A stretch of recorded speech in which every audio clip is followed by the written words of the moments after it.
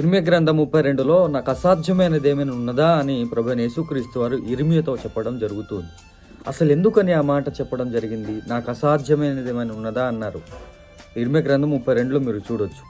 ఎందుకు ఈ మాట ఆయన అన్నారు అంటే, ఇశ్రాయేలీయులు యూదా యెరూషలేం ప్రజలందరూ కూడా వారిని దేవుడు ఐగుప్తు దేశం నుండి విడిపించి పాలు తేనెలు ప్రవహించే దేశంలోనికి నడిపించారు. మంచి జీవితం.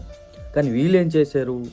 దేవుని ఆజ్ఞలను పట్టించుకోకుండా వారికి నచ్చినట్లు వారి నిర్ణయాలు తీసుకుంటూ దేవుడు చెప్పింది చేయకుండా చెప్పనిది చేస్తూ, అక్కడ చాలా విషయాలు మీరు చదవచ్చు 32లో.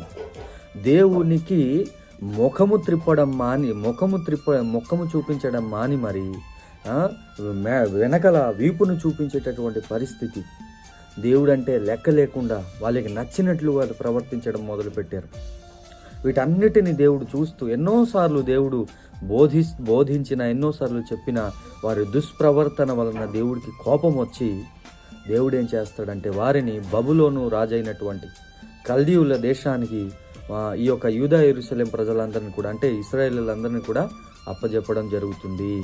అంటే వారు చెరలో పోవడానికి గల ముఖ్యమైన కారణం ఏంటంటే దేవునికి లెక్క చేయకపోవటమే, దేవుడంటే పట్టించుకోకపోవటమే, దేవునికి ముఖము చూపించడం అని వీపు చూపించడం. అంటే ఎంత వ్యతిరేకత, ఎంత విరుద్ధ భావన, ఎంత దుష్ట ఆలోచన కలిగి వారు వెళ్ళారో మనకు అర్థమవుతుంది. ఈరోజు మన స్థితి కూడా చెరలో ఉన్నట్టుగా ఉందా?